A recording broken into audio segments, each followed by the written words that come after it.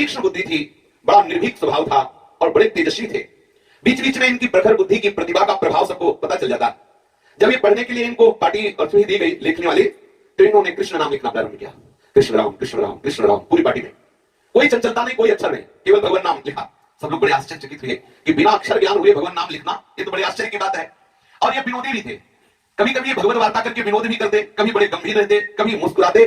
और इतनी स्मरण शक्ति ओम प्रकाश जी की विलक्षण थी कि अभी 3 वर्ष की आयु हुई, इनको विद्यालय में भेजा गया तो वहां ब्रह्मचर्य संबंधी एक गीत गवाया जाता था। जैसे स्कूलों में प्रार्थना होती, हम लोगों की स्कूलों में होती थी, वो आसक्ति हमें तो दया निधि कर्तव्य मार्ग पर डट जाए, ऐसा प्रार्थना। तो उनके यहाँ स्कूल में प्रार्थना होती थी, वो 2 ही 4 बार में उन्होंने याद कर लिया। 3 वर्ष के बालक याद कर लिया, मैं ब्रह्म कुल का बालक बनता हूँ ब्रह्मचारी, पढ़ने को खूब विद्या करता हूँ मैं तैयारी, अग्नि मुझे कृपा कर देना वही सुमेधा, ध्याते जिसे पितर है सब देव और सुमेधा, मैं सूर्य के उदय से पहले सदा जगूंगा, मैं स्नान करके आसन पर बैठ जप करूंगा, सोऊंगा भूमि ही पर पीऊंगा शुद्ध पानी, सात्विक करूंगा भोजन जिससे बनूंगा ज्ञानी, मिथ्या कभी न बोलूं प्रण को कभी न तोड़ूं, धर्मार्थ कष्ट जो भी आए तो मुख न मोड़ूं, कर करके वीर रक्षा तन मन सुदृढ़ करूंगा, जा करके ब्रह्म ज्योति पापों से मैं बचूंगा।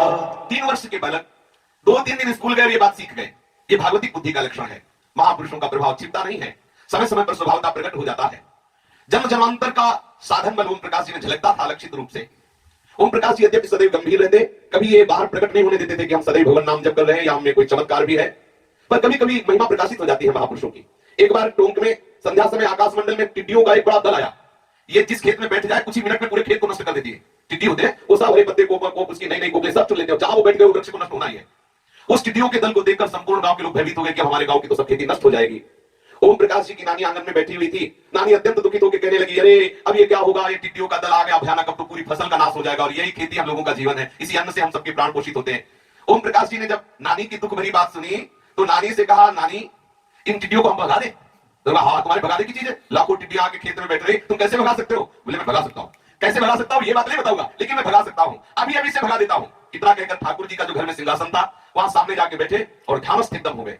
कुछ समय तक ध्यानस्थ होने के बाद एकदम मुस्कुराते हुए आए और आकर के नानी से कहा, नानी पूरे एरिया में दिखवा लो, एक भी टिड्डी नहीं मिलेगी। ऐसा ही हुआ, सब खेतों में जाकर के सब जगह कोई टिड्डी नहीं, जहां लाखों टिड्डी आई थी सब उड़ गई। और सब लोग आश्चर्य मानने लगे कि ये बालक कैसे टिड्डी उड़ा दिया। अब वो हंसते हुए बाहर निकले और वो एक पद उसी समय रचना करके गाए कि कृष्ण तेरे बल पर मैं अकड़ूं, कि ठाकुर मैं तुम्हारे बल से बलवान होकर सब बात कह देता हूं।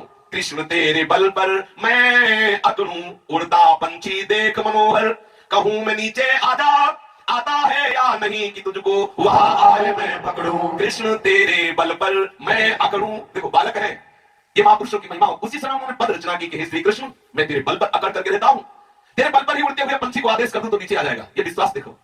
कहूं बादलों से सब मिलकर मेरे आगे नाचो, नाचोगे या नहीं कि सबको वही आए के जकड़ूं, हे कृष्ण तेरे बल पर मैं अकड़ूं। हे कृष्ण तुम्हारे बल पर ही मैं बादलों को कहता हूं कि तुम नाच दिखाओ तो बादल नाच दिखाते हैं, अगर तुम नहीं दिखाओगे नाच तो मैं तुम्हें जकड़ लूंगा, क्योंकि कृष्ण मेरा है। हे कृष्ण मैं सब समय सूर्य को देखता हूं कि आकाश में जा रहा है, तो मैं कहता हूं मत बढ़ा के थोड़ी देर खड़ा रहे, अगर तुम नहीं खड़ा रहेगा तो खंबे से तुम्हें बांधूंगा। और मैं श्री कृष्ण के बल से कहता हूं, नानी मैंने श्री कृष्ण के बल से इन टिड्डियों को उड़ा दिया, ये जितनी भी टिड्डियां थे एक भी तुम्हें इस क्षेत्र में नहीं दिखाओ। ऐसा ही हुआ, सब लोग आश्चर्य में पड़ गए, सारा का सारा टिड्डी दल बिल्कुल गायब हो गया, एक भी टिड्डी उस प्रदेश में नहीं दिखाई। सब लोग स्तंभित हो गए, उस नगर के आसपास दूर दूर तक कोई फसल के वहां होने की संभावना भी नहीं रह गई। सबको इस बात से लगा कि ये बालक कोई सिद्ध महापुरुष का अवतार है, किंतु ग्रामीण वात्सल्य रस में डूबे हुए लोगों ने इस बात पर विशेष ध्यान नहीं दिया कि कोई सिद्ध बालक है। और बालक ने भी सबको भुलावा डालने के लिए हंसी मजाक और बालकों ने चेष्टा फिर ऐसे ही करने लगे।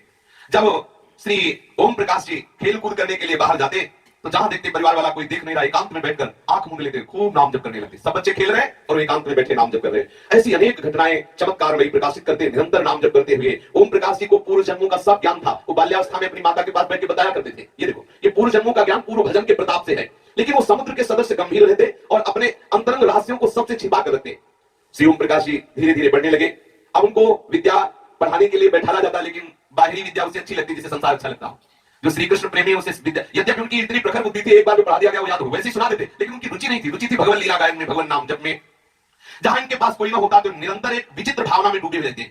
पढ़ने लिखने का तो एक बहाना मात्र था कि एकांत होकर के बस नाम जप करते हुए डूबे रहते।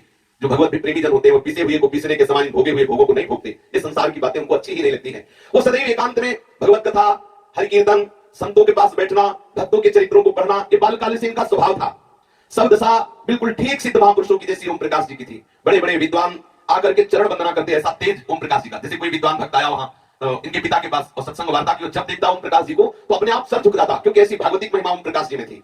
ओम प्रकाश जी को विद्या पढ़ने का शौक तो था नहीं, पर परिवार वालों की प्रेरणा से बाल्याकाल में उनकी कुशाग्र बुद्धि देखकर सबको आश्चर्य हुआ कि पढ़ेगा तो बहुत अच्छा पदवी में जाएगा। तो सन 1929 में इनका टोंक में ही विद्या अध्ययन प्रारंभ हुआ और सन 1932 में जयपुर में इनको पढ़ने के लिए भेजा गया। जयपुर में महाराजा हाई स्कूल में आपका एडमिशन हुआ और आप वहां पढ़ने के लिए रहने लगे। वहां पढ़ते समय आपके पहले तो कोई साथी नहीं थे, पर एकांत में जैसे भजन कर रहे हैं चुपचाप बैठे, तो कोई तो पवित्र हृदय वाले होते, उनका आकर्षण होता, जाके बैठ जाते और बहुत प्यार करते ओम प्रकाश जी से। पूछते कि तुम क्या गुनगुनाते रहते हो, क्या जपते रहते हो? हम देखते हैं तुम सदैव एकांत बैठे रहते हो। सब मित्र तो देखो आपस में बैठकर वार्तालाप कर रहे हैं, हंस रहे हैं, खेल रहे हैं, लेकिन तुम केवल कुछ ऐसे गुदगुदाते रहते हो, गंभीर रहते हो क्या? उन लोगों का कोई भी रंग ओम प्रकाश जी के ऊपर नहीं चढ़ा, लेकिन ओम प्रकाश जी का रंग उन पर चढ़ने लगा। सच्चे हृदय के महापुरुष का प्रभाव पड़ता है।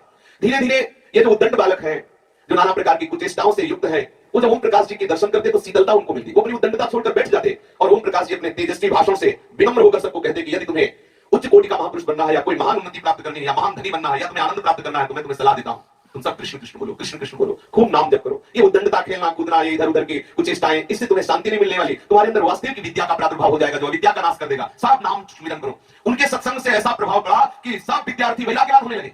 सब विद्यार्थी एकांत में बैठे नाम जप करने लगे। जैसे प्रहलाद जी के संग से पूरे के पूरे असुर बालक सब हरि नाम कीर्तन में भजन में लगने लगे। देखो, जो स्वयं मलिन होता है और उपदेश करता है पवित्रता को, उसका कोई प्रभाव नहीं पड़ता है।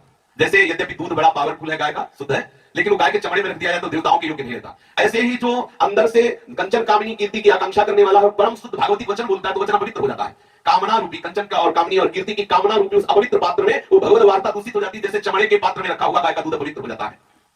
तो जो स्वयं मलिन स्वभाव वाले बालक थे, जिनका आचरण गुप्त रूप से बिगड़ रहा था, उन सबके ऊपर बड़ी कृपा हुई कि ओम प्रकाश जी का संग मिल गया। ओम प्रकाश जी का स्थायी प्रभाव पड़ता बालकों के ऊपर। जो स्वयं में आचरण नहीं होता, उपदेश किया जाता है, वो प्रभावित नहीं करता समाज को। जो बड़े बड़े महापुरुषों को देखा गया कि उन्होंने जो बोला तत्काल दौड़ गई, क्योंकि वो स्वयं अपने आचरण में उतारे। ओम प्रकाश जी स्वयं आचरणवान महापुरुष है, गंभीर रहते हैं, एकांत में रहते हैं, सदैव भगवत स्मरण। तो जितने उद्दंड बालक थे, सबका स्वभाव बदलने लगा। सब सदाचारी, सब भगवत स्मरण करने वाले ओम प्रकाश जी अपने आचरण करके दिखाते। पहली बात, ओम प्रकाश जी कभी झूठ नहीं बोलते थे। अभी बच्चे ही थे, पर अखंड ब्रह्मचर्य पर बहुत जोर देते थे। उनका सत्संग करके अनेकों बालक अखंड ब्रह्मचर्य का नियम ले लिया कि मैं आजीवन अखंड ब्रह्मचारी रहूंगा। उनका हृदय प्रभु की ओर आकर्षित हो गया और वो साधना में बढ़ने लगे। ओम प्रकाश जी के ऐसे मित्रों की संख्या क्रमशः बढ़ने लगी। अब ओम प्रकाश जी की एक भक्त मंडली ही बन गई, विद्यालय में एक भक्त मंडली ही बन गई। जहां एक छुट्टी होती है एकांत में बैठते हरिनाम कीर्तन शुरू, जहां छुट्टी हुई एकांत में बैठे भगवत वार्ता शुरू, एकांत में सब अलग अलग बैठ जाओ, भगवान नाम जप करो। ये एक मुमुक्ष मंडली तैयार हो गई ओम प्रकाश जी के संसर्ग से। परम प्रिय अंतरंग 3-4 मित्र थे, जिनको ओम प्रकाश जी अपने अनुभव की बात बताते थे। ये सब भी बड़ा अलौकिक अनुष्ठान हो रहा था विद्यालय में, जहां नाना प्रकार की रजोगुणी चेष्टाएं होती, वहां एकदम भागवतिक विद्यालय हो गया। सब सुशील, सब भगवत अनुरागी जन हो रहे हैं। ओम प्रकाश जी अत्यंत सबसे प्रेम करते, जैसे गुरु अपने शिष्यों से करता है, जैसे मां अपने बेटे से करती है, ऐसे बालक ओम प्रकाश जी समस्त विद्यार्थियों से प्रेम करते। अत्यंत श्रद्धा उन विद्यार्थियों की ओम प्रकाश जी के ऊपर हो गई। ओम प्रकाश जी जो आज्ञा करते तत्काल विद्यार्थी उसको पालन करते। उनका दिनचर्या थी ओम प्रकाश जी की स्कूल के समय की, प्रातः 4 बजे उठना यह अति आवश्यक है। कोई भी साधक किसी भी संप्रदाय का हो, यदि 4 बजे के बाद सोता है तो प्रमाद स्थिति है, वो साधना में आगे नहीं बढ़ सकता। 4 बजे उठना ही चाहिए। जब ये बालक है, उत्तम जो साधक होते हैं, जो शरीर स्वस्थ है, विवेकवान है, प्राय 2-2:30 बजे उठ जाते हैं, 3 बजे। हाँ, आखिरी बात है 4 से फिर जो 5-6 बजे उठते हैं, समझ लो क्या है 4 बजे।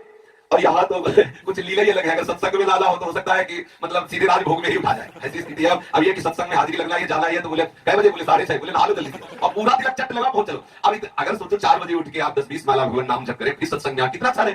प्रातः काल 4 बजे ओम प्रकाश जी उठते ब्रह्म मुहूर्त में। फिर वो उषापान करते थे, जलपान। ये साधक के लिए बहुत अनिवार्य है। प्रातः काल उठने के बाद भगवत स्मरण करने के बाद जलपान करना, खुला करने की जरूरत नहीं है।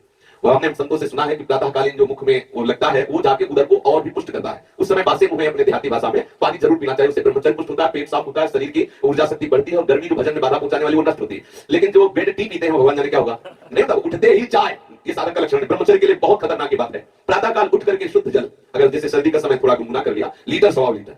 अगर थोड़ी देर में वमन करने की इच्छा हो जाए तो बहुत अच्छा है। वमन करने से सारा पित्त और नाना प्रकार की जो अपच वाली वस्तुएं निकल जाएंगी, तो आपका हृदय शीतल होगा, आपको भजन में एकाग्रता मिलेगी। फिर शौच जाए, दंत धावना आदि करके और खूब आनंद से नहावे और कब सूखे कपड़े से फिर शरीर को पोषे। ये दिनचर्या ओम प्रकाश जी की। फिर प्रातःकालीन माला लेकर नाम जप करते हुए वायु सेवन करते, टहलते। इस प्रकार 6 बजे तक ये अपनी भागवतिक सब दिनचर्या करते और 6 बजे से 9 बजे तक भगवत स्मरण करते हुए पढ़ाई करते।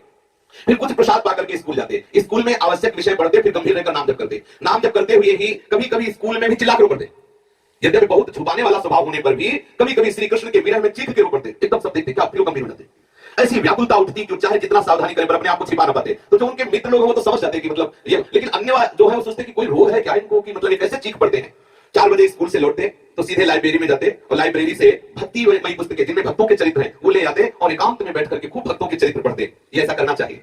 फिर सायं शौच स्नान करते, यदि ब्रह्मचर्य रहना तो 2 बार स्नान अति अनिवार्य है, और एक प्रातःकालीन और एक सायंकालीन। ये पूर्व ऋषियों से परंपरा चली आ रही है, इसमें प्रमाद न किया जाए। स्नान से एक नई शक्ति मिलती है, साधना में एक बहुत बड़ा सहयोग मिलता है। ये तो आजकल रजोगुणी स्वभाव होने के कारण लगता है कौन नहाए, सर्दी है, पर वास्तविक बात है अभी आप यमुना जी में गोता लगाए तो सर्दी गायब हो जाएगी, एक नई चेतना आएगी। और गीजर में नहा के देखिए तो सर्दी लग जाएगी। यह है ये त्वचा जितनी आप इसको दुलार करेंगे उतनी कमजोर होती जाएगी, कमजोर त्वचा विषयी बना देगी और सुदृढ़ त्वचा आपको ब्रह्मचारी बना देगी। ये जो गंगा किनारे के बड़े बड़े महापुरुष देखे गए जो निर्वस्त्र दिगंबर रहते, क्यों उनकी साधना पुष्ट होती, क्योंकि उनकी त्वगेंद्री बलवान हो गई, स्पर्श सुख का रास्ते खत्म हो गया, क्योंकि सर्दी गर्मी बरसात सब सहते हुए त्वगेंद्री सुख की लालसा खत्म हो गई, वो अखंड ब्रह्मचारी रहे।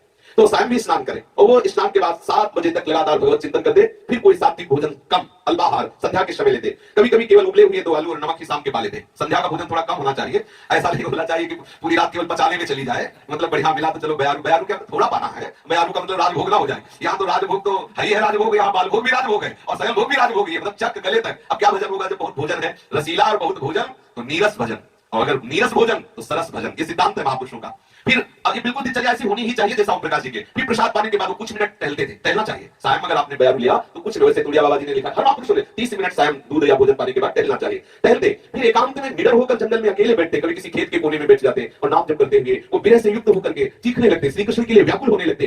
कभी कभी कोई गांव के लोग बात करते तो बड़े चाव से बात करते, पर बात करते करते गुम हो जाते ये।